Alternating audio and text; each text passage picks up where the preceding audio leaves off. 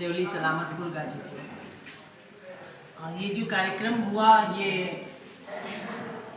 Media का स्वागत करने के लिए, मीडिया को धन्यवाद करने के लिए कि अगर ये आज मीडिया नहीं होती तो शायद हमारे अंदर सारे गुणों का भंडार रहते हुए भी मैं अपने को सबके सामने प्रस्तुत नहीं कर पाती समाज में, और शायद मेरे को कोई जान नहीं पाता।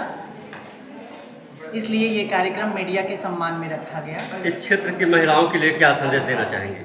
इस क्षेत्र की महिलाओं के लिए हमारा संदेश शुरू से रहा है। 18 साल से हम यहाँ काम कर रहे हैं और जब से हैं तब से हमारा ये संदेश रहा है कि ग्रामीण इलाका है, आप पिछड़े हुए इलाके में हो, लेकिन ये मत सोचो कि मैं पिछड़े हुए इलाके में हूँ, मैं देहात में हूँ। आप शिक्षा ग्रहण करो, जिस क्षेत्र में जाना चाहो उस क्षेत्र में अपनी तैयारी करो और कभी हार मत मानो। आप आगे बढ़ते रहो, फिर आपको आगे बढ़ने से कोई रोक नहीं सकता, चाहे क्षेत्र कोई भी हो। क्षेत्र कभी पाबंदी नहीं होती। इस कार्यक्रम के श्रेय किसको देना चाहेंगे? कार्यक्रम के लिए जो आपको वियतनाम का मौका मिला है विद्यालय की तरफ से, अच्छा, श्रेय किसके देना चाहेंगे? वियतनाम जाने का श्रेय जो है किसी एक व्यक्ति को तो नहीं दे सकते।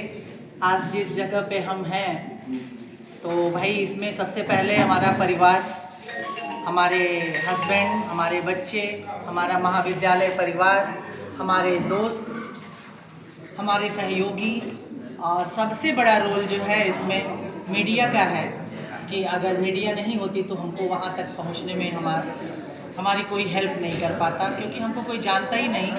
तो फिर हम वियतनाम जाने का तो सोच ही नहीं सकते थे सम्मान के लिए। ऐसे घूमने जा सकते थे, लेकिन इतने बड़े सम्मान समारोह में हमारी सहभागिता नहीं हो पाती। इसलिए इसका ज़्यादा से ज़्यादा श्रेय हमारा मीडिया को है। उन्हीं की वजह से आज हम यहाँ तक पहुँच पाए।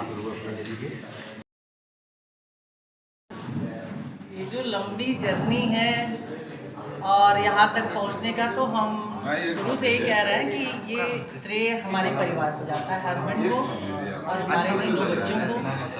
और कॉलेज में आने के बाद हमारा महाविद्यालय परिवार बहुत ही सहयोगी नेचर रहा। हमारा स्टाफ, हमको कभी स्टाफ नहीं दिखता, परिवार की तरह ही दिखता है कि एक घर का परिवार और एक महाविद्यालय का परिवार। ग्रामीण परिवेश में आपने बहुत सारी संस्थाएं खोल रखी और आधी आबादी बहुत सारी आशाएं लेकर आप तक आती है, इसके विषय में क्या सोचते हैं?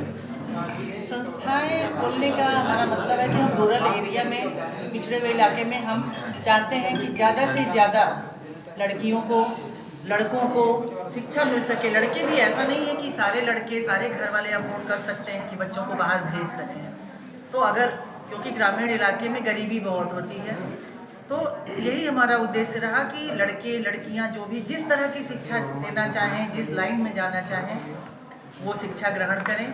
और ज़्यादा से ज़्यादा जो बच्चे भाग रहे हैं, यहाँ से भाग के शहर में जा रहे हैं, शहर से भाग के विदेश जा रहे हैं, तो हम चाहेंगे कि ज़्यादा से ज़्यादा लोग इंडिया में रहें और हमारे गांव के आसपास क्षेत्र के लोग क्षेत्र में ही नौकरी करें और इस लायक बने।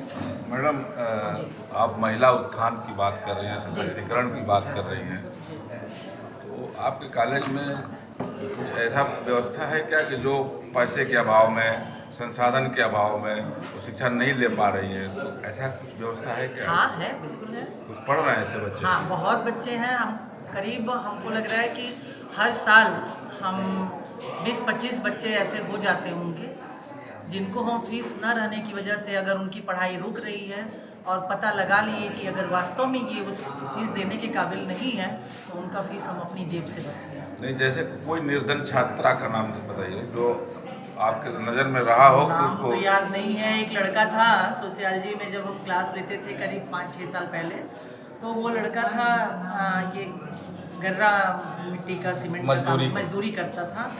और वो लड़का अचानक से क्लास में बैठा था, उसके पास फटे हुए कपड़े पहने थे, तो उसने हमने पूछा कि तुम ऐसे क्यों आते हो? तो कहा कि मैम, मैं रात में मजदूरी करता हूँ और दिन में क्लास करता हूँ और मेरा कोई है नहीं। और फिर हम स्टाफ से पता लगाए तो स्टाफ के लोगों ने बताया कि हाँ, वास्तव में ऐसा है। तो उस बच्चे की हमने फ़ीस भी माफ़ करी और उसको यूनिफॉर्म भी 2 सेट बनवा के हमने खुद दिया कि तुम यूनिफॉर्म में आओ, यूनिफॉर्म पहन, और जहाँ भी तुमको कोई ज़रूरत है तुम हमसे संपर्क करो, तुम्हारी सारी समस्या का समाधान।